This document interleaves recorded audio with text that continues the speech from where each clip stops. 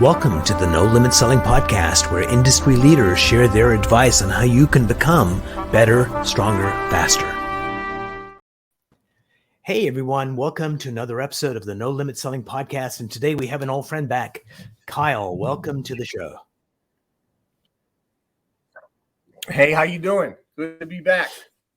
Pretty excellent. Last time we spoke, you were like, oh, my pleasure. Last time we spoke, you kind of blew my mind. It was like, how many agents work with you? And you said 0. And how many transactions do you do in that year? It was last year, it was 500. Still on pace to do that? How's the market changed for you? Yeah. So this year, the market's definitely very different. We've got a super different market in the sense that we have a lack of inventory. There's very limited inventory here where we are. So what you're seeing is you're seeing a much harder market to navigate through. So it's definitely swayed the numbers a little bit. But systems and process and staffing and everything is on point for when things come back to normal. So really ready to go, probably in the best position I've ever been as far as ready to rock and roll when things kind of hit normalcy. So what kind of reduction are you seeing in the market right now? Is like a 20% more or less? 30 to 40. 30 to 40. Okay. Mm-hmm. All right. So one of the things I wanted to talk about today was negotiation, because everybody knows the word, but they don't really know how to do it. And everyone uses the cliche, it's got to be a win-win solution. And so let's talk about what are the common, well, how do you define negotiations first? And then we'll kind of dig deeper into the topic. So I don't think per se negotiations have to be a win-win for everyone. I think at the end of the day, I'm going to I think it's very simple, right? So if I'm going to sell a property, there's a price I'm willing to sell it for, right? So I'm willing to sell you a property for $10. Right. That's my number that I'm willing to sell it for, right? And if I'm willing to buy it for $7, but they're willing to sell it for $10, at some point, there's got to be some point where the buyer or seller says, this deal's never going to come to fruition. So I think the art of negotiation is understanding that the seller has a number in their mind and the buyer has a number in their mind. And it's more about the art of trying to understand what that number is and how to get to that number in a way. So almost looking at the seller and saying, okay, as a seller, I'm assuming they're looking to get X based on their sale price or their listing price. Therefore, as a buyer, I need to get if I'm willing to pay X, I need to start at Y and try to get as close to X as I can. Hopefully they'll come off their number. But I think if you go in thinking you're going to bully the situation, or you're going to go in there and you're going to prove from your negotiation skills that you can get the seller to accept a certain number, I think it becomes counterintuitive and it doesn't actually get the result we're looking for. So you have to actually understand, be aware of what the situation is, right? How long has the property or how long has the business been on the market? How much activity is there on the business? What is the overall stance of the seller? Is there a dire need to sell? Is there a circumstance that's forcing a sale? So you have to be aware of what's going on to be able to negotiate in a way that's going to actually be successful. Okay, that's fair. So let me set the question up like this. If I ask the average person, when you're looking for a new job, what's the most important thing that you look at? It's like salary. I need to make sure I get paid this amount. You say, okay, how important is the team that you work with? Well, that's really important. How important is, having a good boss? How important is learning? And oftentimes money comes down to number 8 in the list. And there's things that are more important, but the initial reaction is price is the most important thing that I'm looking for, the wages.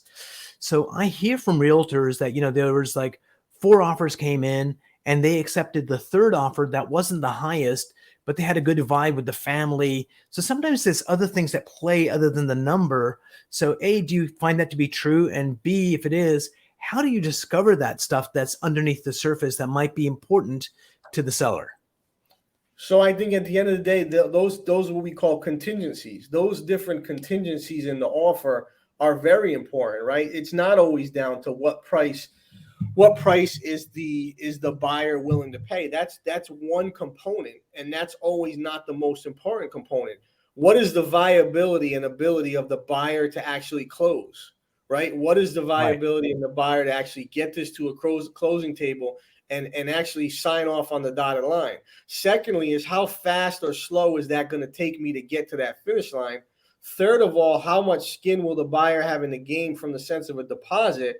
And then fourth, most importantly, is what type of financing is this person utilizing that's going to get them to that point, right? So if it's a buyer that's going and putting a low down payment program, the thought of them getting there and the amount of hurdles is much stronger than the cash buyer. Therefore, my negotiation ability in that situation is lower. I have a lesser chance to become successful negotiating when I have a much lower baseline as far as my strength of offer, my strength of deposit, and my time to close. So I think when I look at this thing, I say, okay, at the end of the day, negotiation is all encompassing: purchase price, sale price, deposit, closing date, the contingencies, inspections, appraisal contingency. Is there a gap in there? Are we waiving inspections? Are they willing to pick up the seller's closing costs? What types of things is this buyer willing to do that's actually going to make the seller's transaction smoother and happen in a faster period? Love that. And a lot of it's about mindset of the negotiator. Sometimes the enemy ends up being us and we don't negotiate at the level we want. Before we go into that kind of side of the conversation, if you're ready to let go of anxiety, let go of uncertainty, let go of doubt, Mindset Boosters gives you the ability to decide how you act and feel in any situation. Ready to take charge of your mindset? Go to mindsetboosters.com. So, Kyle, you probably interact with a lot of realtors. So, I do. How do you gauge the mindset? Like, there's probably some people that are better negotiators than you. What are they doing differently? And there's probably some that have the potential, but whatever reason, their mindset stops them from. Like a good example is sales. Let me set it up first. It turns out in sales that most people after the initial meeting try one more attempt to connect with the person when data shows that it's 5 additional contacts after you made the proposal to get the sale over the line in traditional sales outside of real estate. But most people give up after one interaction. So it's all about mindset. So how does mindset play a role in negotiations? Mindset is bigger than a term that we all throw around and we feel like, wow, I have an abundancy mindset, I have a scarcity mindset, I have a strong mindset. Mindset is a way of life. And what I mean by that is how you do one thing is how you do anything. And transferable skills on one thing can transfer to something else. So it comes down to a personality trait in the sense that that salesperson is a hit it and quit it. That salesperson is someone that wants a fast resolution. That salesperson is someone that wants to get in and get out in the sense that they want to make sure that that one phone call is made and there's no follow-up. They don't essentially have that ability to have the support and system in place to have the follow-up necessary to become successful to the utmost power. So I think the mindset must be of abundancy, that there's an abundant opportunity. Number two, of almost a knack of continuous pursuit of anything at all costs possible. And what I mean by that is at the end of the day, you will pursue that sale until they tell you to die, until they tell you to leave them alone, or until they leave their number. And I the think holy water out. Yeah, that's a mentality that at the end of the day, you have to have as a salesperson if you want to get to that highest level. And I think the objection of no is just another number, and you have to take that no and that number and you move on to the next. So I think at the end of the day, it's really, really important that you implement a mindset that is almost no holds barred, and a mindset that is continually focused on not only growing but battling through adversity, continuing to battle through adversity, and continue to follow up and continuing to try to be better today than yesterday. So I think that salesperson has to have that no limit mindset, almost limitless in a sense. Yeah, I was watching this TV show. It was Queen of the South, and there's this one I've seen character, the heroine. I forget her name. Uh, Camila Vargas gives us this dress to go into this really fancy party, and as they're walking in, the woman turns to our hero and goes, "Don't let the dress wear you. Wear the freaking dress," because it was very much it. the I look the part, but I don't feel the part. I feel like a fraud, and Hmm. so. Uh, Not taking no for an answer. There's two ways of doing that. One way is to be an asshole about it, and it's No, just like, I I'm don't. gonna give up. That's Which is a not the good play. point. Yeah, absolutely. The intent is, how do I really get to the point where it's a go, no go? And I think intent is such an important part of negotiation as well. Because some people go into the negotiations and as soon as they hear the first no, it's like, "Whew, thank God. Okay, I tried. I'm out of here." So Right.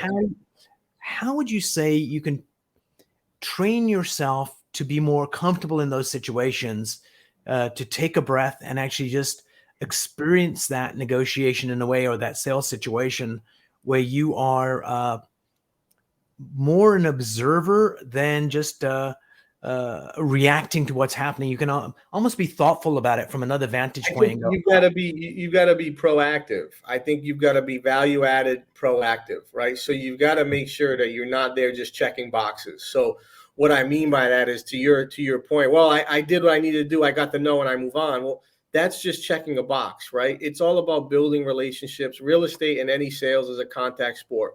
The more "Mm, people you contact, the better opportunities you have. And I think building the relationship and adding value to those folks is the most important thing you could possibly do. So it's adding the value by bringing something to the table outside of selling a product that right." makes you likable, that makes you relatable, that makes these folks, whether it's now or in the future, want to do business with you. So I think that's where you can, from a sales perspective, I'm not a pushy salesperson. I've never pushed anyone to anything. I want to add value to your life and give you different thought processes. I want to give you different perspectives. I want to explain how I can help you get to your ultimate goal. And whether it's now, 6 months, or 6 years down the road, I want to be your person for this business, right? So that's what it ultimately comes down to.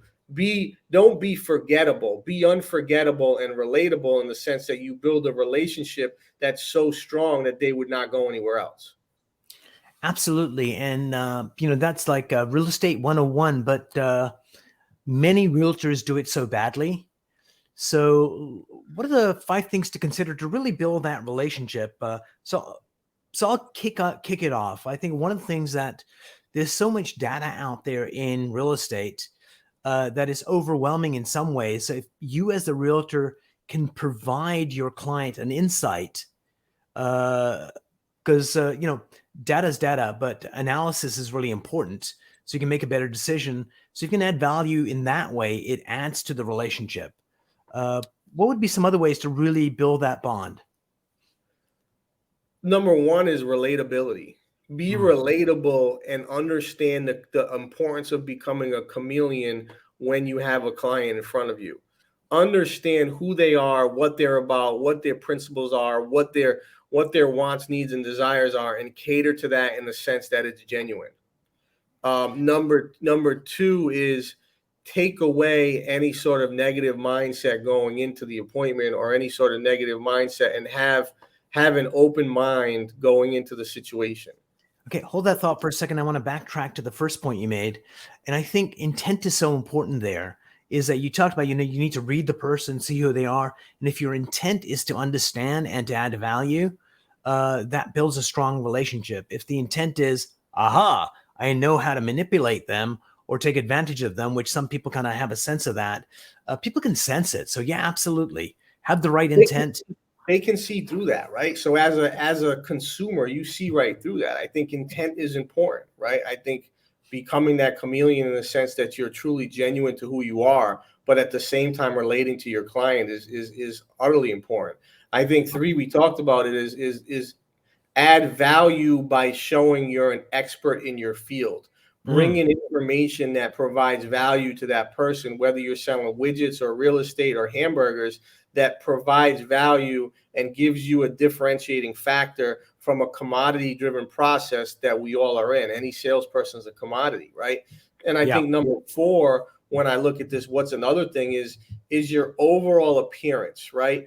Be in a position where you appear to be professional enough that someone would trust you with whatever they're looking to do, whether it's purchase, whether it's lend you money, whatever that is. Your appearance matters. And I think that appearance factor is something that we discount so often, because a lot of folks, it's easy to dress down. It's easy to, kind of take your foot off the gas and not take care of yourself. But I think physical and mental appearance to the outside world is super important. So I really pride myself in making sure that I stay in physical shape, that my mind is always working, that I'm always in clothes that are, I work every day, so I'm always in business casual attire, and that I'm presenting myself in a way, if someone were to sell something to me that showed up in the dress that I was wearing, in the attire I'm wearing, I would feel comfortable.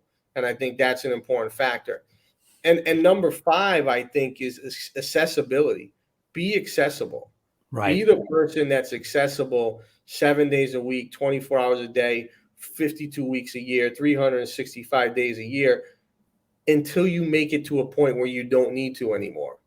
And until any of us get to that point where we can't be better, we can't progress, and we can't perform at a higher level, and we've mastered, which I don't think anyone has, we've mastered the ability of sales where we can't learn anything anymore, right? Then that accessibility goes away. But when you sell anything, accessibility is one of the most important factors. Otherwise, you're going to go to the next guy or gal. Absolutely. And even if you make it to the top and you've got this thriving business, one of the ways to keep it is to be accessible. You can set a little bit more parameters. Yeah, you have to, right? To your point, right? Accessibility is super important. But I think one thing is, and I'm learning it now, and I think one thing is that at the end of the day, there's a point where too much accessibility is a negative. And I think you've got to have some sort of stigma attached to yourself where people feel like it's a pleasure or a privilege to get you in front of them. And that's where the nostalgia starts to kick in. Does that make sense? So if they feel like that there's such a value for you to be there, then at the end of the day, I feel like at the end of the day, they're going to pay a premium for your services, and they're going to be more likely to use you. So going back to point 4, you were talking about, if you're dressed business casual, somebody comes to sell you something dressed similarly, there's kind of a bond there. I was at this event a couple of years ago, and there's a nervous looking cop. He's got like the state trooper kind of outfit on, and he's just looking nervous. And so I go over to him, and I suspect he's going to go on stage in a moment. So I go there and say, hey, what's going on? He goes, oh, I'm going to go on stage, do a presentation, feeling a little nervous. So I kind of help him get grounded because, that's what I do as well. And as we're chatting, this guy is a detective, and we're talking about interrogations and how to get confessions. And the guy says, if they grab a trucker and he's in the interview room, I'll go home and I'll get dressed in jeans and a t-shirt and come in and sit with this guy and just build great rapport with the guy, and he'll unburden himself very, very easily. If it's a banker, I go home and dress up in a suit, come in looking really sharp. And there's something about having people at the same frequency as you. Yeah, 100%. Yeah. It's a known fact, right? People want to do business with people that are similar to them. And if you can't essentially understand them, you understand, you're my brother, you understand me. Yeah. Right. You understand me. I entrust you. I want to work with you. We speak the same language. We understand each other. We're on the same level. We're in the same frequency.